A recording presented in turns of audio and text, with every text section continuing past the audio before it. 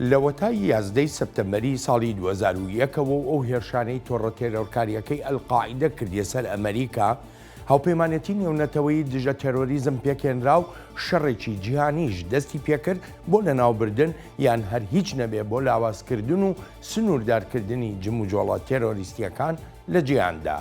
بە پێداچوونەوەیکی خێرا بەو شەڕ و هەوڵانەی دەچنە خانەی بەرەنگاربوونەوەی تێرۆریزم دەردەکەوێ بەرەو پێشچوونەکان و پاشەکشەکانیش شتێکی ڕەهانین و دەشێت لەگەڵ هەر سەرکەوتنێکدا لە هەر ناوچەیەکی جیهاندا بە هەمان ئەندازەش شکست ببینرێت و جا هەر کامەیەکیان بن ئەوە بەدەرنین لە کاریگەریە سیاسی و ئابووری و کۆمەڵایەتیەکان. جا لێرەدا وەڵامی ئەو پرسیارە گرنگە، ئایا سەرکەوتنی یەکلاکەرەوە هەیە لەم شەڕەدا؟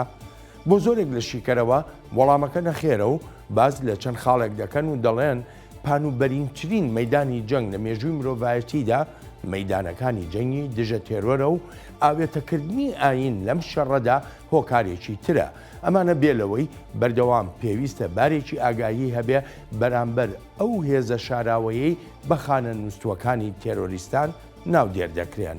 بێگومان هۆکاری تریش هەن وەک خەرجیەکانی شەڕ و هەروەها ئەوانەی لەناو ئەم شەڕەدا بازبازێنی خۆیان دەکەن و وەک دەرفەتێک بۆ بەرژەوەندی خۆیان بەکاری دێنن. لە دوای هێرشەکانی 11 سەپتەمبەر فڕۆکە جەنگیەکانی ئەمریکا دەستیان کرد بە بردومانی ئەفغانستان بە مەبەستی ناچارکردنی تالیبانەکانی فەرمانڕەوای ئەو کاتەی کابوڵ تا ئوسامە بن لادن سەرۆکی تۆڕە تێرۆرکاریەکەی ئەلقاعیدە ڕادەستی واشنگتن بکە. تالیبان ئەو داوایی ڕەت کردەوە.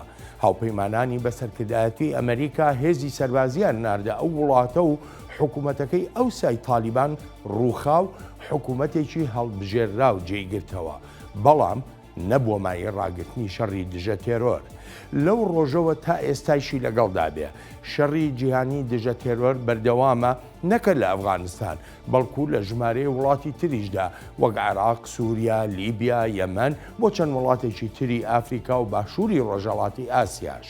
لەم 21 ساڵەی ڕابردوودا دەیان و بگرە سەدان سەرکردەی تۆڕە تێرۆریستیەکانی وەک ئەلقاعیدە و داعش، بۆکۆ حەرام، جەماعە ئیسلامیە و چەندان لایەنی تریش کوژراون و دەشێت ئەو کوشتنانە هەر یەکێک لەو ڕێکخراوانەی بە ئەندازەی جیاواز لاواز کردبێ، بەڵام بە دڵنیاییەوە نەبوونەتە هۆکاری بنەبەڕکردنی ئەم دیاردە قێزەونە کە لەسەر بنچینەی بڵاوکردنەوەی ئایدۆلۆژیای ڕق و چینە خۆی ڕاگرتووە. لە پێناو سنووردارکردنی کاریگەریەکانی تێرۆریزمدا هەر وڵاتە و بەجیا کەوتنە دەرچواندنی یاسای تایبەت بۆ دژایەتیکردنی تێرۆریزم.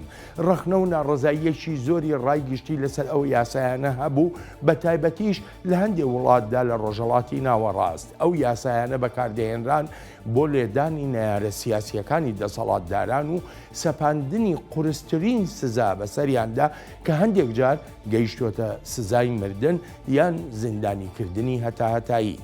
هەر بۆیشە بەشێک لە چاودێران و چالاکوانانیش لەو بڕوایەدان خراپ بەکارهێنانی ئەو یاسایانە کاریگەری پێچەوانەی دەبێ لەو هەوڵانەی دژ بە تێرۆریزم دەدرێن. هەوڵەکان چڕ و پڕن بۆ لەناوبردنی تێرۆریزم، بەڵام هێشتاش ئەو زەمینانەی تێرۆریزمی لەسەردەژی و ئەو هۆکار و سیاسەتانەی بوونەتەمایی دروستبوونی ڕێکخراوە تێرۆریستی و توندڕەوەکان گۆڕانێکی ئەو تۆیان بەسەردا نەهاتووە. لە چاوی واشنگتۆنی ئەم هەفتەیەدا پرسی تێرۆریزم پاش 21 ساڵ لە هێرشە تێرۆرکاریەکانی 11 سەپتەمبەر تاوتوێ دەکەین و خۆش هاتنەوە بۆ چاوی واشنگتۆن.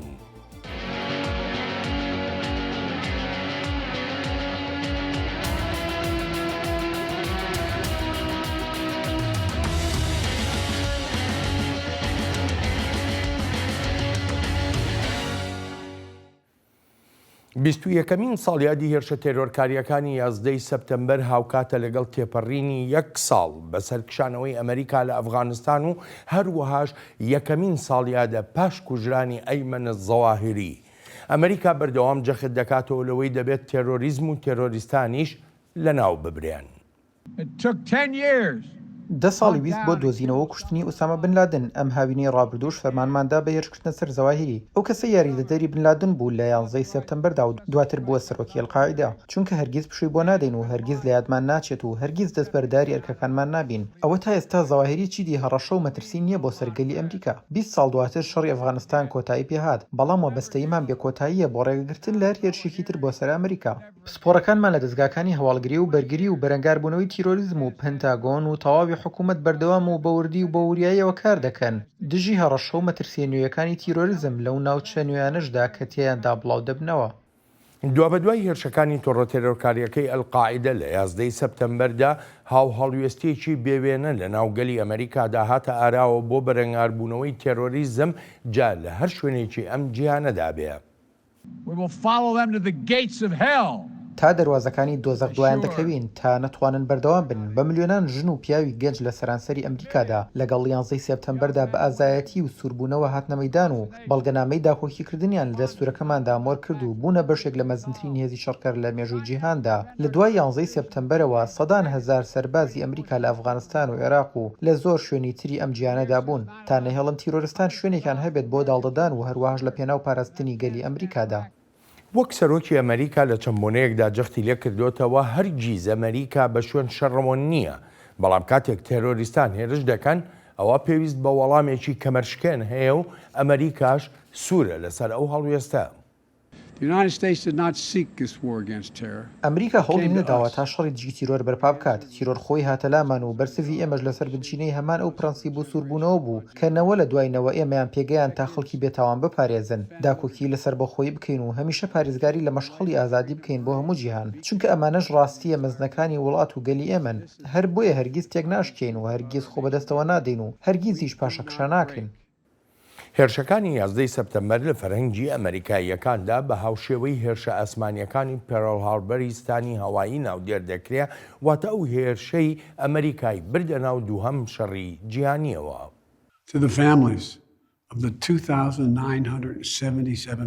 بۆ کەسوکاری 2977 کەسی خەڵکی 90 وڵات کە لە 11 سپتەمبەری 2001دا کوژران لە شاری نیویۆرک و ئارلنگتنی ڤێرجینیا و شانکسڤێلی پەنسیلڤینیا و ئەو هەزاران کەسەی تری بریندار بوون. ئەمریکا و جیهان پێکەوە یادتان دەکەینەوە هەوڵەکانی ئەوانش بەرز دەنرخێنین کە بە چەند خولەکێک یان چەند کاتژمێرێک یان پاش چەند مانگ و ساڵێکیش دوای ئەو هێرشانە ژیانیان بەخشی و یانی ژیانی خۆیان دەخستە مەترسیەوە.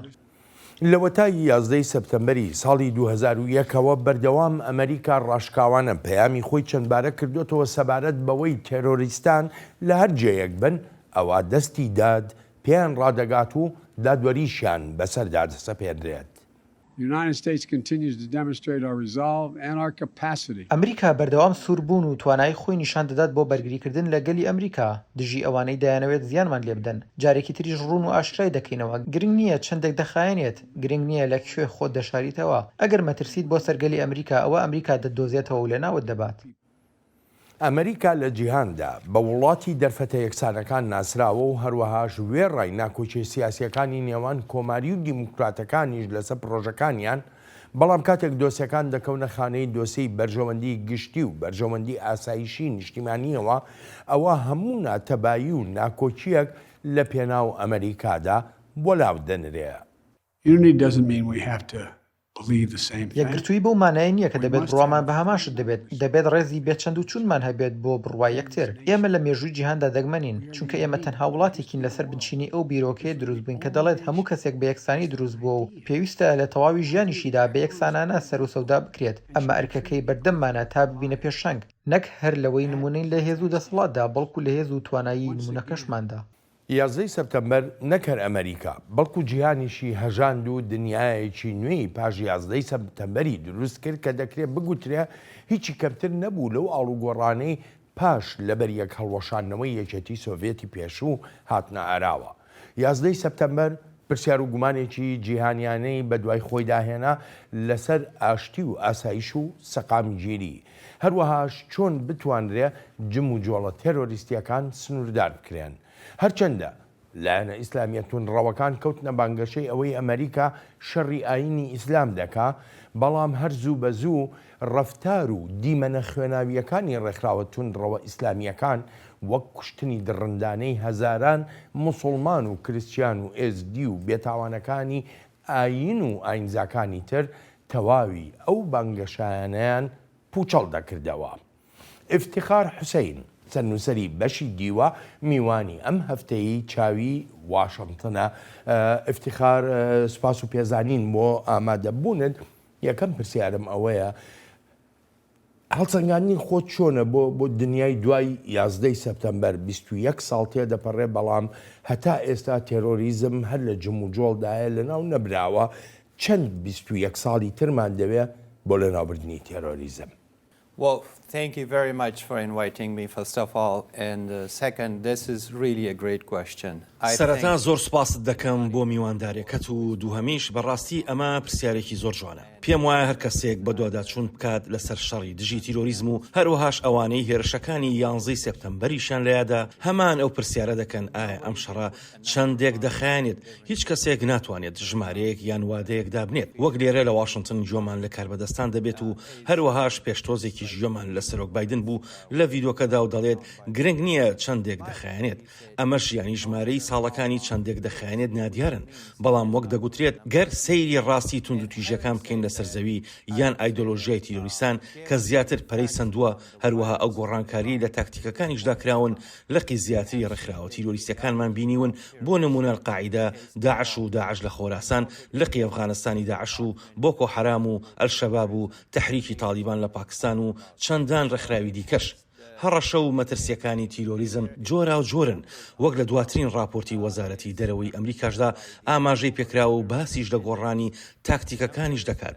بێ لەوەش لە راپۆرتی ساڵی 2021 ئیندێکس بۆ تیرۆریزمی جیهانی باز لە زیادبوونی ژماری هێرشە تیرۆریەکان دەکات کە لە جیهاندا دەکرێن. لە ساڵی 2015ەوە هێرشەکان زیاتر بوون. جاچونکە هێرشەکان زیاتر بوون، کاریگەریەکان زۆرن، تاکتیکەکانیش گۆڕاون و ئایدۆلۆژیەتەکانیش زیاترە. بێ لەوانە ئەو زەمینەی تیرۆریزمی لەسەر دەژی و ئەو هۆکارانەی تیرۆریزم دروست دەکەن هەرماون. بۆ نمونە لە ئەفغانستان تالیبان دەسەڵات پێک دەهێنێت لە کاتێکدا 20 ساڵ لەمەوبەر لە دەسەڵاتدا لادرا.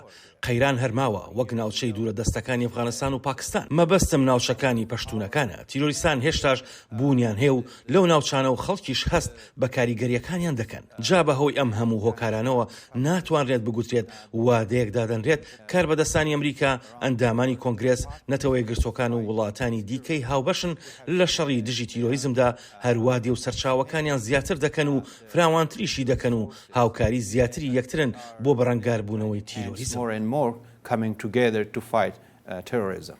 بەڵێ ئەگەر کاتێک نتوانرێت دیار بکرێ یا وادەیەکدا بنرێ بۆ نمونە لەوەندە ساڵدا لەوەندە 10 ساڵی تردا تێرۆریزم ئیتر بەرە ئۆپەڕی لاوازی خۆی دەبرێ، کەواتە خەڵک ناچارێ بیر لەوە بکاتەوە جاری چکە 11 سەپتەمبەری تریژ ڕوو بداتەوە.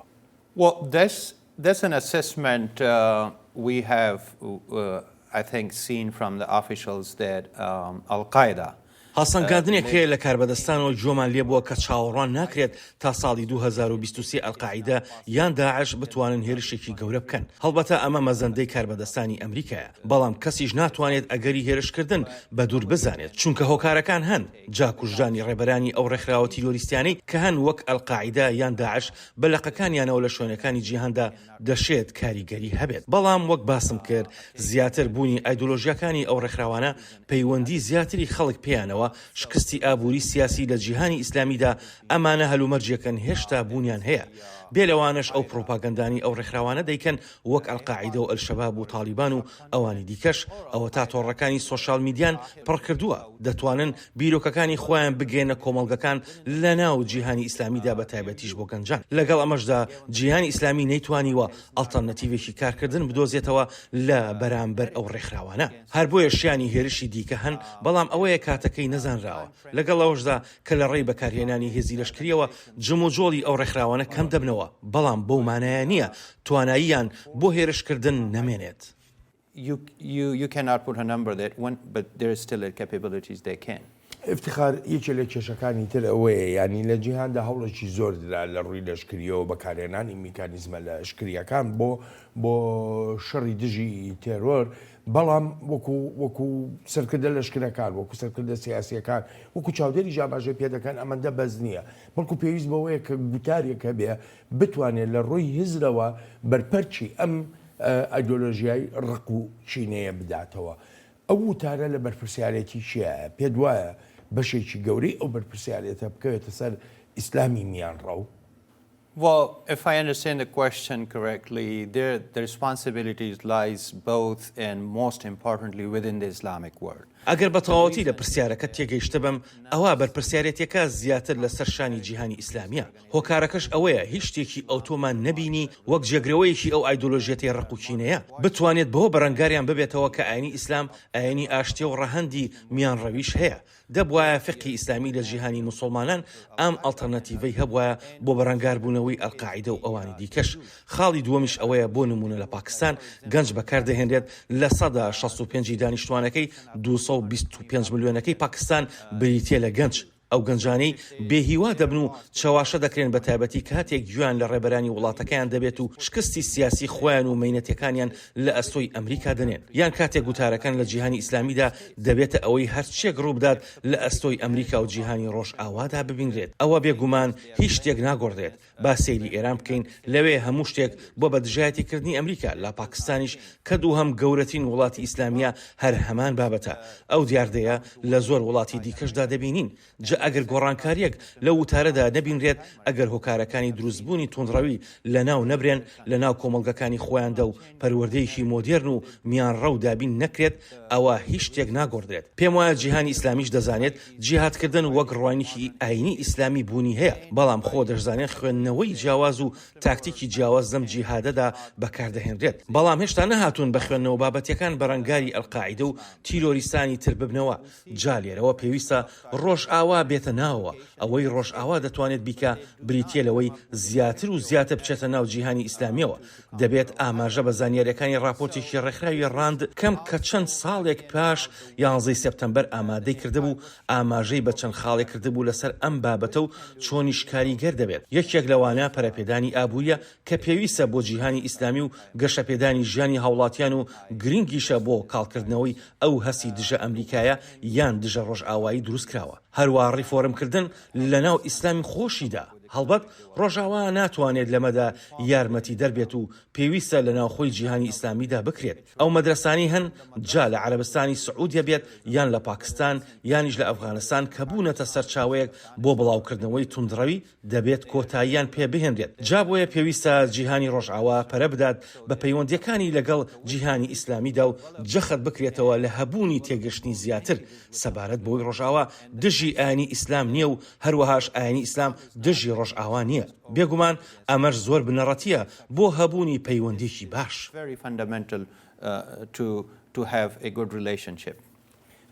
افتخار دەگەڕێمەوە بۆ لات دەچینە بەشی دووەمی بەرنامەکەمان. سەرۆکی ئەمریکا کوشتنەکەی زەواهری بە پەیامێکی دوولایەنە ناودێر دەکا. یەکەمیان ئەو یەکگرتووی پاش 11 سپتەمبەر لە جیهاندا هاتە ئاراوە دژ بە تێرۆریزم و دووەمیشیان ئەرکی ئەمریکا وەک لایەنی پێشەنگ لە شەڕی دژی تێرۆریزمدا. لە ڕۆژانی پاش 11 سپتەمبەری 2001دا قارەمانەتیمان بینی لە هەموو ئەو شوێنانەوەی چاوەڕێمان دەکرد و چاوەڕێشمان نەدەکرد. هەروەها شتێکی دەگمەنیشمان بینی هەستی ڕاستەقینەی یەکگرتووی و خۆڕاگری توانایی هەڵسانەوە پاش کارەساتەکان هەروەهاش یەکگرتووی لە خزمەتکردندا. نەوەی دوای 11 سپتەمبەر لە پێشەنگدایە بۆ خزمەتکردن و پاراستن و بەرەنگاربوونەوەی تیرۆریستانی بەرپرسیارن و هەروەهاش نیشاندانی ئەوەی هەر کەسێک هەوڵی زیانگەیاندنی هەبێت بە ئەمریکا ئەوە وازت لێ ناهێنرێت تا باجەکەی دەدەیت. دوای 20 ساڵ تێپەڕین بەسەر شەڕی ئەفغانستاندا ئەمریکا بڕیاری کۆتایی خۆیدا بۆ کشانەوە لە ئەفغانستان. بەڵام ئەمە وەک گەورە کاربەدەستانی بەڕێوەبەرایەتیەکەی سەرۆک بایدن دەڵێن ئەو کشانەوەیە بۆ مانایان نییە جارێکی تر تالیبان ببێتەوە بە پشتیوان بۆ تێرۆریستان. ئەوە نییە کە قسەی تالیبان وەردەگرین بەڵام جێی هەڵوەستە لەسەرکردنە. تالیبان ڕایدەگەیەنێت پەیوەندی دەوێت لەگەڵ ئەمریکا و لەگەڵ ڕۆژئاوادا ڕایدەگەیەنێت دەیەوێت کراوە بێت و ببێتە بەشێک لە کۆمەڵگەی نێودەوڵەتی. تالیبان دەڵێت داراییان دەوێت جا ئەگەر ڕاستە و هەر بەڕاستی ئەوانەیان دەوێت ئەوە دەبێت سەرنجێک بدەنە ئەو هێرشەی کردمان و وابەستەیەکانی لەسەریانە بەجێی بگێنن بەپێی ڕێکەوتنەکەی دۆحا. هەر چۆنێک بێ دوای کوژرانی ئەیمەن زەواهری تالیبان دەخوازێت دڵنیایی بدا بە جیهان کە هەرگیز ڕێگە ناداتەوە بەوەی تێرۆریستان ئەفغانستان بکەنەوە بە مڵگای خۆیان، بەڵام ئاگاهیش دەدات. لە خاچی ئەفغانستانەوە هیچ مەترسیەک نییە بۆ سەر هیچ وڵاتێک بە ئەمریکاشەوە. میرنشینی ئیسلامی ئەفغانستان دەخوازێت ڕێککەوتنی دۆحە جێبەجێ بکرێت و دەبێت پێشێلکردنی ئەو ڕێککەوتنە ڕابگیرێت. ڕاستیەکە لەوەدایە ئەمریکا خاچی ئێمەی داگیر کرد و هەموو پرینسیپە نێونەتەوەیەکانی پێشێل کرد. ئێمە جارێک تریش و بە توندی دژی ئەو کارەین. بەپێی ڕێککەوتنی دۆحە لە نێوان ئەمریکا و تالیباندا پێویستە تالیبان وابەستەی بەندەکانی ئەو ڕێککەوتنە بێ، بەڵام ئەیمەن زەواهری لە ناو جەرگەی کابوڵدا دەکوژرێ، هەر بۆیەشە وەک شیکەرەوە دەڵێن چۆن دەکرێت متمانە بە تالیبان بکرێت. تالیبان هاوبەشێکی کاریگەرمان نین لە بەرەنگاربوونەوەی تیرۆریزمدا لە ئاستی باڵا و ڕێکخراوەکەدا و گەورە کاربەدەستانی تالیبان دەیانزانی ئەلزەواهری لە کابڵ دانیشتووە لەگەڵ خێزانەکەیدا و میوانداریشیان کردووە. هاوکات هانی خەڵکیشی دەدا تا هێرش بکەنە سەر ئەمریکا و هاوپەیمانەکانیشمان، هەر بۆیە ناکرێت پشت بە تالیبان ببەسێت وەک هاوبەشێکی کاریگەر لە بەرەنگاربوونەوەی تیرۆریزمدا. افتخار ئەمریکا وەک هەوڵێک بۆ با بڵێم سەقامگیری لە جیهاندا بڕیاری کۆتایی هێنانیدا بە شەڕ لە ئەفغانستان بە تایبەتی لەگەڵ تالیبانی ئەفغانستاندا. پێ دوایە ئەو هەوڵەی کە ئەمریکا دای وەک لە ئەفغانستان کە کشایەوە یارمەتی دەربوو بێ بۆ ئەوەی هەر هیچ نەبێ سەقامگیریەکی ئەگەر کاتیش بێ لەو وڵاتەدا یا لە جیهانیشدا بێتە ئاراوە بە تایبەتی کە دەزانین ئەلقاعیدە هێشتاش لە ئەفغانستانە.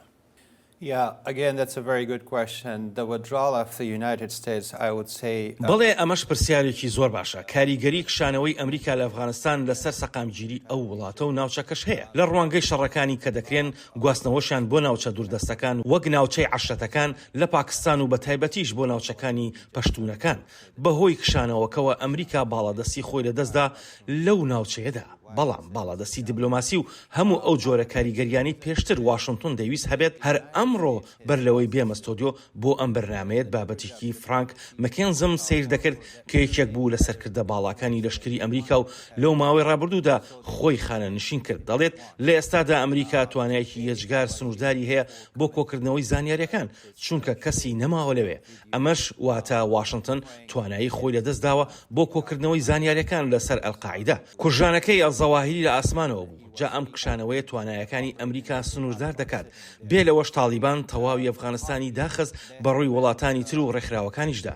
بێجگرنەوە یەکگرتوەکان کە بەڕادەیەکی زۆر سنووردار لە ئەفغانستانی تالیباندا کار دەکات. وەک دەبینین کچان و ژنان نابێت بخوێنن. دەستوورێک نییە جا ئیتر چۆن دەتوانێت بەرپرسیار بکرێن. پرسە گەورەکە لەم بەرپرسیارکردنەدایە. بۆ ئەمەش پێویستت بەوەیە لەوێ بیت و توێژ بکرێت و دەستیشت ڕابگات بە زانیاریەکان تا بەرپرسیار بکرێن و لە زۆر ڕۆڕوونی و ئاشکرایی بێنێتە ئاراوە کە بۆ تەواوی جیهان پێویستە. ئێستا ئەفغانستان بە تەواوەتی لە جیهان دابڕێنراوە بە تایبەتیش لە ئەمریکا. هەر بۆیە نازانین بۆ ئایندە تالیبان ئەفغانستان بەرەو کۆ دەبات بۆ ئایدۆلۆژیەتەی خۆی و ئەلقاعیدەشەوە. بەپێی راپۆرتەکانی نەتەوە یەکگرتوەکان و هەروەها کۆنگریسی ئەمریکاش تالیبان لە ڕێکەوتنەکەی مانگی 2 ساڵی 2021دا پەیمانی داوە بۆ بڕینی پەیوەندیەکانی لەگەڵ ڕێکخراوە تیرۆریستەکاندا. بەڵام وەک بینیمان سەرۆشی ئەلقاعیدا لە ناو جەرگەی کابوڵدا بوو لە ناو ماڵێکی سەرکردەیەکی تالیباندا بوو و وەک دەگوترێت حەقانی بوو. بێگومان ئەمەش نمونەیەکە بۆ تێوەگلانی تالیبان و وابەستە نەبوون بە ڕێکەوتنی دۆحەوە. لە دوای هێرشەکانی 11 سەپتەمبەرەوە هەڵبەتە دۆسەی وێناکردنی ئەمریکا بە تایبەتی لە جیهانی ئیسلامیدا یانی گرنگجێکی تایبەتی خۆی هەبووە هەم بۆ ئەمریکا و هەم لە جیهانیشدا بەگشتی. ڕێکەوتنی ئەمریکا و تالیبان چ کاریگەریشە بوو بەسەر وێنای ئەمریکاوە لە جیهانی ئیسلامیدا؟ I mean, for years and years, when the United States forces were fighting in Afghanistan, لەو ساڵانەدا ئەمریکا لە ئەفغانستان شەڕی دژی تیرۆریزمی دەکرد. لە سەرەتادا لە ناو ڕایگشتیدا و بە تایبەتیش دوای هێرشەکانی 11 سەپتەمبەر هاوڕایی و هاوسۆزیەک هەبووە لەگەڵ هەڵوێستی ئەمریکادا بەپێی ئەو لێکۆڵینەوەی نێوەندی پێ و کردبوونی. بەڵام دواتر و بە تێپەڕینی کات و بە تایبەتیش پاشکوشتنی ئوسامە بن لادن لە پاکستان ڕێبەری ئەلقاعیدە کە بەرپرسیارەتی هێرشەکانی 11 سەپتەمبەری لە ئەستۆی خۆیدانا ئەو پشتیوانیە کاڵ بۆ و پشتیوانی بۆ هێزەکانی ئەمریکا لە ئەفغانستان کەم بووە تەنانەت پشتیوانی دیموکراتەکان و کۆماریەکانیش لە کۆنگرێزا بۆ شەڕی ئەفغانستان ئەو بەهێزەی جارانی نەما و پرسیارەکان سەبارەت بوون بەوەی چەندی تر پێویستە و هەتاکەی ئەمە هەمووی ئەمریکای برد بەرەو ڕێکەوتنی دۆحا هەندێک پسپۆر دەڵێن ڕێکەوتنی دۆحا ئەمریکای بەلاوازتر و وڵاتێکی لاوازی نیشانداوە هۆکارەکەش وەک دەگوترێت ئەگەر بەنیاز بوویت لەگەڵ تاڵیباندا و توێش بکەیت ئەی بۆ پێشتر نەت کردووە بۆچی ئەو هەموو سەرچاوە لەشکری و شەڕ و بەرەنگاربوونەوەی تیرۆریزم کرا لە ئەفغانستاندا جا لەلایەکەوە ئەم ڕێکەوتنە ئەمریکای وەک هێزێکی لاواز نیشاندا لە جیهاندا بەڵام ئەوەی لەو کاربەدەستەوەی جۆمان لێبوو کە ئەو ڕێکەوتنەی مۆر کرد زاڵمای خەلیزاد و تەنانەت کاربەدەستانی دیکەش وەک دەڵێن کارێکی زۆر قورسیان کردووە تا تاڵیبانیان هێناوەتە سەرمێزی دانوستاندن بەڵام خودی ڕێکەوتنەکە هیچ یەکێک لەو ئامانجانەی نەهێناوەتە دی کە مەبەستی ڕێکەوتنەکە بووە has not made the outcome which was intended for. بەڵام افتخاریەکی لەو خاڵانی کە وەکو کەمکوڕی باسیەکە نەو ڕێکەوتنا ئەوەیە کە حکوومەتی ئەفغانستان تێدا بەشدار نەبوو هیچ ڕۆڵێکیشی نەبوو ئێستا زۆر کەس دەڵێن ئەوەی کە ڕوویدا پاشکشانەوەی ئەمریکا بەهۆی ئەوە بۆ کە حکوومەتی ئەفغانستان فرامۆش کرابوو. Well, that's a true characterization, and I have heard this opinion from so many people. ئەمە ڕاستە و ئەم ڕوانینەم لە زۆر کەسەوە جۆلێ بووە لەوانە کاربەدەستانی ئەمریکایی دیموکرات و کۆماریەکانیش چونکە حکوومەتی ڕەوا و هەڵبژێردراوی ئەفغانستان بەشداری پێ نەکرا لەو توێژانەی نێوان واشنگتن و تاڵیباندا ڕێکزانرا ئەمریکا وڵاتەکە جێدەهێڵێت هەر بۆیەشە نە حکوومەت و نە لەشکری ئەفغانستانیش نەیانتوانی هەر هیچ نەبێت بەرگەی یەک ساڵ بگرن جا بەهۆی ئەو هەستە سایکۆلۆژی دروست بووە کە ئەمریکا حکوومەتی ئەفغانستانی فرامۆش کردووە و ڕێکەوتن لەگەڵ تاڵیباندا مۆر کراوە خەڵکی گەیاندە ئەو بڕوایی ئەمریکا ئەفغانستانی ڕادەستی تاڵیبان کردووە لە ڕێی ئەو ڕێکەوتنەوە دەگەڕێمەوە وڵات دەچینە بەشی سێمی بەرنامەکەمان. لە دوای 11 سەپتەمبەرەوە تۆڕە تێرۆرکاریەکەی ئەلقاعیدە لە شاخەکانی تۆرابۆرا خۆی حەشاردا و وەک چاودێر ئاماژەشیان پێدەکرد ئەلقاعیدە بەرەو لاوازی دەچوو بەڵام لە هەمان کاتیشدا ڕێکخراوی تری تێرۆریستی پێک دەهێنران وەک دەوڵەتی ئیسلامی. داعش پاش شکستەکانی لە عێراق و لە سووریاشدا نەکەرچووە ئەفغانستان بەڵکو کردیشە بنکەیەک بۆ هێرشە خوێناویەکانی خۆی. بەمانەیەکی فراوانتر لەو باوەڕێدام دەشێت دەوڵەتی ئیسلامی خوراسان جەخت لەبوونی خۆی بکاتەوە و هەوڵیش بدات کێشە بۆ فەرمانڕەوایەتی تالیبان دروست بکات ئەوەش لە هێرشەکانیەوە دەردەکەوێت لەسەر و ئەمەشەوە پرسیاری ڕاستەقینە لەوەدایە ئایا چ جۆرە زانیاریەک لە بەردەستی تالیباندایە بۆ بەڕەنگاربوونەوەی ئەو هێرشانە جا ئایا لەشکری ئەمریکا دابینیان بکات یان سەرچاوەکانی تری زانیاری پرسیارێکی تریش ئەوەیە ئایا تالیبان دەزانێت چۆن ڕەفتار بکات لەگەڵ ئەو زانیاریانەدا یان توانای بەسەر زانیاریەکاندا ناشکێت. تێرۆریستانی دەوڵەتی ئیسلامی هەموو دەرفەتێک نەکرد دژی تالیبان بەڵکو دژی ئەلقاعیدەش بەکاریان دەهێنێت و دەشێ ئەو ناکۆچیانەش ببنە هۆکارێکی تر بۆ دابەشبوونی لایەنە جیهادیەکان و لاوازبوونی زیاتریان.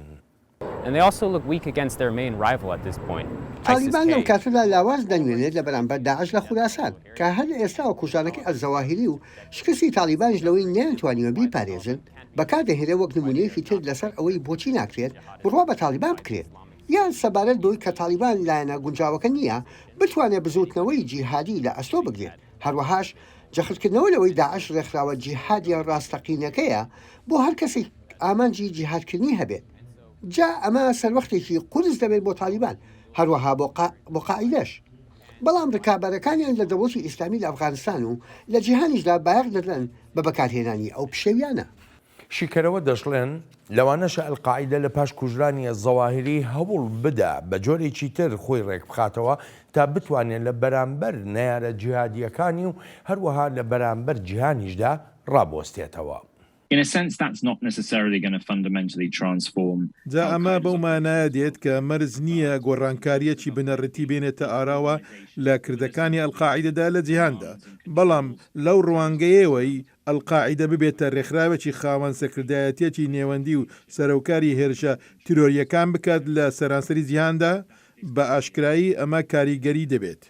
افتخار دروستبوونی داعش ئەوەی کە پێ دەگوترێت داعشی خۆراسان لەناو ئەفغانستاندا بوونی ئەلقاعیدا و بوونی چەندان ڕێکخراوی تری تێرۆریستی خەڵک دەبێت چی بکا لێرەدا بۆ وڵاتانیش ئایا پێویستیان بەوەیە کە استراتیژێتێکی نوێ بەکاربێنن بەرامبەر بە ئەفغانستان یا چی بکرێ؟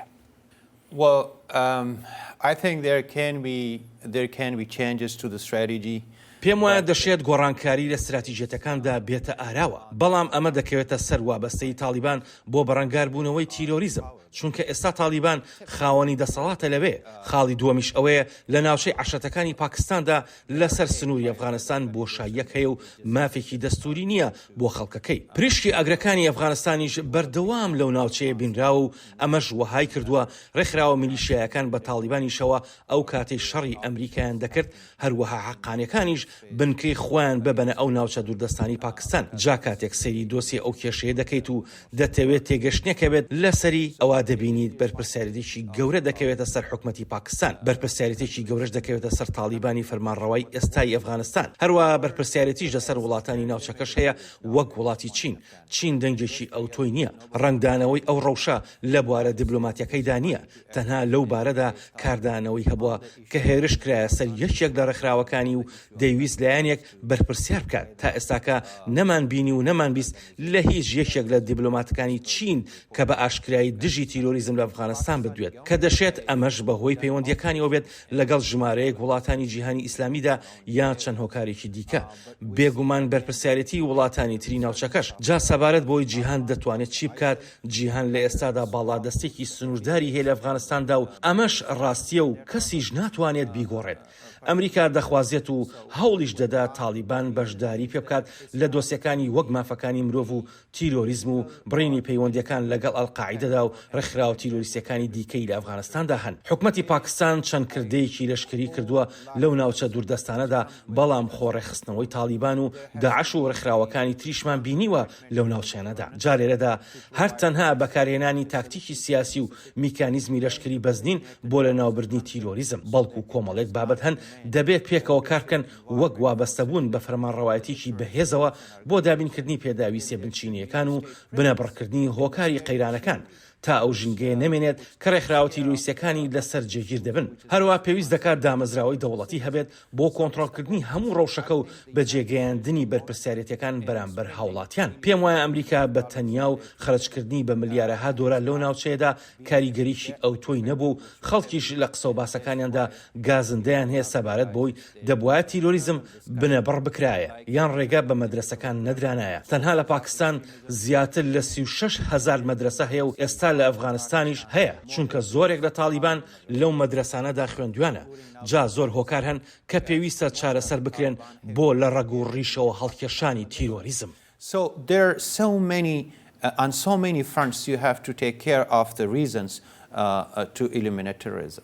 زۆر بە کورتی پێم بڵێ چ کارتێکی فشار هەیە جیهان بتوانێت بە تایبەتی جیهانی ڕۆژاوە لەسەر ئەو وڵاتانەی کە ئاماژە پێکردن بەکانیان بێنێ تا بتوانرێ شتێک بگۆڕێ Well, America in terms of Pakistan and Afghanistan has ئەمریکا لە پەیوەندی بە پاکستان و ئەفغانستانەوە کاریگەریکی زۆر سنووردارە ئەمریکا پەیوەندێکی بەهێزی هەیە لەگەڵ پاکستاندا و وەک لە کاربەدەستانی ئەمریکاشەوە دەیبیستین واشنگتن دەیەوێت لە نزیکەوە کاری زیاتر لەگەڵ پاکستاندا بکات بەڵام ئیسلام ئاباد هەمیشە ئەم خواستەی ئەمریکا وەها دەبینێت کە گرێدراوی ئەفغانستان و شەڕی دژە تیرۆرە لەشکری پاکستان زیاتر لە 33 میلیارد دلاری وەک کۆمەک وەرگرتووە جا کە لەشکری وەک ئەو وڵاتە ئەرکی خۆی بەجێ نەگەیاندووە ئیتر بەڕاستی نازانم ئایا پێویستە ئەمریکا چی زیاتر بکات تا پاکستان ئەرکەکانی بەجێ بگەێنێت to make Pakistan do the job. دەگەڕێمەوە وڵات خانمی یەکەمی ئەمریکاش لە 21مین ساڵیادی هێرشە تێرۆرکاریەکانی 11 سەپتەمبەردا بەشداری لەو مەڕاستیمەدا کرد کە لە شانکسڤیل ستانی پەنسیلڤانیا کرا یەکێک لەو فڕۆکانەی ڕفێنرا بوون کە گومان زۆر بوو تێرۆریستان بەو نیازە بوو بن بیدەن بە کۆشتی سپیدا یان بە باڵەخانەی کۆنگرێسدا بەڵام فڕۆکەکە لە شانکسڤیلی پەنسیلڤانیا دەکەوێتە خوارەوە و زانیاریەکان ئاماژە بەوە دەکەن سەرنشینەکانی فڕۆکەکە بۆ ڕێگەگرتن لەو هێرشە فڕۆکەکەیان خستۆتە خوارەوە.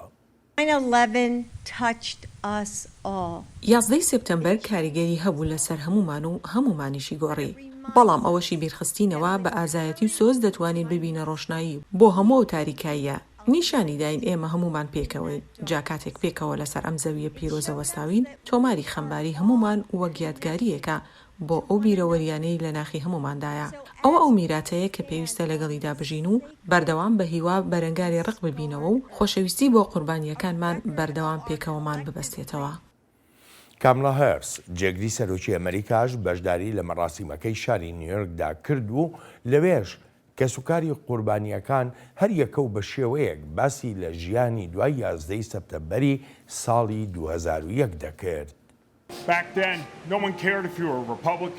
ئەو کاتە کەس گوێی بەوە نەدەدا تۆ کۆماریان دیموکراتی تەمان ڕەگەز نەژاد هیچیان گرنگ نەبوون چونکە یەکگرتوو بووین. ئایا تراژدیایەک یەکگرتووی کردین؟ هەر بۆیە دەمەوێت وەبیر هەمووتانی بێنمەوە پێویست نییە تراژدیای وڵاتەکەمان یەکگرتوو بکات. چونکە ئەگەر جارێکی تر لەسەر ئەم سەکۆیە بوەستمەوە یان هەر سەکۆیەکی تر لەبەر ئەوەی خۆشەویستانمان لەدەستداوە بەهۆی کەمتەر خەمیکردن لە ئەرکەکاندا، ئەوە ئازارمان دەدات وەک ئەو ئازارەی ئێستا هەمە. دانیێل هەموو کاتێک لە دڵمان دایت. هەر 5 منداڵەکەت ئەرنس و ماتی و ئان و پیتەر و پات گەورە بوون، وەک خۆ دڵسۆز و بەسۆزن و کەسی زۆر جوانن لە ژیانیاندا سەرکەوتون هەموو ڕۆژێک یادت دەکەینەوە. تەمەنم 13 ساڵ بوو لە 11 سپتەمبەردا تا ئەو کاتە لەگەڵ باوکمدا پەیوەندیکی زۆر گەورەمان هەبوو. بەڵام دەپرسم نەوجەوانێکی تەمەن 13 ساڵ تا چه ئەندازەیەک باوکی دەناسێت؟ ڕاستیەکە ئەوەیە کە من و ژمارەیەکی بێشوماری ئەو منداڵانەی باوانیان لە دەستداوە ژمارەیەکی زیاتری قسەکردن و یادەوەریان لەگەڵ باوانیاندا لە دەستداوە. افتخار وەکو دەزانی هێرشەکانی 11 سەپتەمبەر بە شێوەی جیاواز و بە ئەندازەی جیاوازیش کاریگەری هەبووە لەسەر وڵاتان و لەسەر کۆمەڵگەکانیش. هەر وڵاتە لە کاتی خۆیدا دەستی کردبەوەی کە یاسای تایبەت بە دژە تێرۆر دابنێ. ئێستا دوای 21 ساڵ بەڕای تۆ پێویست بەوە هەیە ئەو یاسایانە گۆڕانیان بەسەردابێ؟ Well, there's a huge debate going on when the anti-terror laws were implemented in many parts of the world. لەوەتەی ئەو یاسایانی دژی تیرۆر کەوتونەتە بواری جێبەجێبکردنەوە لە زۆر وڵاتی جیهاندا مشتومڕ هاتوۆتە ئاراوە لەسەر دەستگیرکردنەکان و کوشتنە نایاسایەکان و کردە لەشکریەکان لە ئەفغانستان و شوێنەکانی دیکەش. هەروەها لەسەر کاریگەریەکانی ئەو یاسایانە لەسەر هاتوچۆ و سەفەر و ئەو بابەتانەی لە پەیوەندی بە ژمارەیەک وڵاتانی ڕۆژهەڵاتی ناوەڕاستەوە وەک سووریا و وڵاتانی باکووری ئەفریقا. جارە ڕاستیدا ڕێکخراوەکانی مافەکانی مرۆڤ ئاگاییان داوە و گازندەشیان کردووە لەسەر پێشەکردنی مافە سیڤیلەکان و مافەکانی مرۆڤ و جەختیان کردوتەوە لەوەی هەندێک لە دەستگیرکردنەکان نایاساین. بێگومان لە زۆر ڕۆوە ئەو یاسایانە کاریگەریان کردوتە سەر مافەکانی مرۆڤ. جا ئەگەر پاکستان بە نمونە بهێنینەوە بزوتنەوەی داکۆکیکار لە پەشتون بەهۆی ئەوەی بە زەبری هێزی گەنجەکانی بێسەر و شوێن کردووە دەنگی خۆی بڵند بەرز کردوتەوە. ئەو دۆسەیە بۆتە دۆسێکی جیهانی. ئەوەی ڕوودەدات بەشێکە لەو هەڵمەتە لەشکریانی پاکستان دەیانکات لەم شەڕەی دژی تیرۆریزمدا. بێگومان وڵاتەکان لەسەریانە گۆڕانکاری بکەن لەسەر بنچینەی بەندەکانی دەستور بەمبەستی دڵنیابوون لەوەی مافە سیڤیلەکان و مافە سیاسیەکان و هەموو مافەکانی دیکەی هاوڵاتیان پارێزراو بن. بەڵام ئێمە لە زۆر وڵاتە ینی وەکو خۆش ئاماژەیەک پێکرد لە زۆر وڵاتە دەبینین ڕوبەڕووی نارە سیاسەکان دەبنەوە بەم یاسایی دژە تێرۆری کە خۆیان مۆریان کردووە. ئەوەی نەیاری سیاسی بێ، ئەوەی باز لە دیموکراتی بکە، ئەوەی باز لە ئازادیەکان بکە، دەکرێنە تێرۆریست جیهانیش بێدەنگە. I have heard as a journalist from many civil rights activists. بەڵێ من بۆ خۆم وەک ڕۆژنامەوانێک گوێم لەمە بووە لە زۆرێک لە چالاکوانە سیڤیلەکان و چالاکوانەکانی مافەکانی مرۆڤ و لە هەندێک باردا ژمارەیەک لە ڕێکخراوەکانی داکۆکی کار لە ئازادیەکان و ژمارەیەک بزوتنەوەی مافە سیڤیلەکان و ڕێکخراوەکانی مافەکانی مرۆڤیش بێدەنگن. هەروەها باسیش لە ئەمریکا و وڵاتانی دیکەی جیهانیش دەکرێت کە لەسەر ئەم پێشێلکاریانە بێدەنگن و هۆکارەکەش ئەوەیە ئەو وڵاتانی ئەو پێشێلکاریانە دەکەن پەیام دەنێرن کە گوایە هەرچێکی دەیکەن لە چوارچەوەی شەڕی دژی تیرۆریزمدایە و وەک ئەندامی هاوپەیمانێتی جیهانی دژی تیرۆر. ئەمەش دەرفەتێکی داوە بە وڵاتانە تاوەها لە هاوڵاتیانی خۆیان بگەێنن کە هەرچێکی دەیکەن بە یاسایە و ئەمەر زۆر جار لە پاکستان و هەروەهاش لە ئەفغانستانیش ڕویان داوە. افتخار زۆر سوپاست دەکەم هیوادارم بتوانین بەرنامەی تریشمان هەبێ بۆ لەمە دوا پێکەوە سوپاس و پێزانینم. ئەلبەتە ئازیزانم سوپاسی بێپایانم بۆ ئەوەی خۆشەویستە کە تا ئێستا لەگەڵماندا بوون تا هەفتەی ئایندا چاوێکی نوێی واشنگتن ڕێز و خۆشەویستی ستافی بەرنامە هەروەها هی خۆیشم بەڵێن ساڵح پەسەند بفەرمونون هەر لە خۆشیە جێتان بێڵی.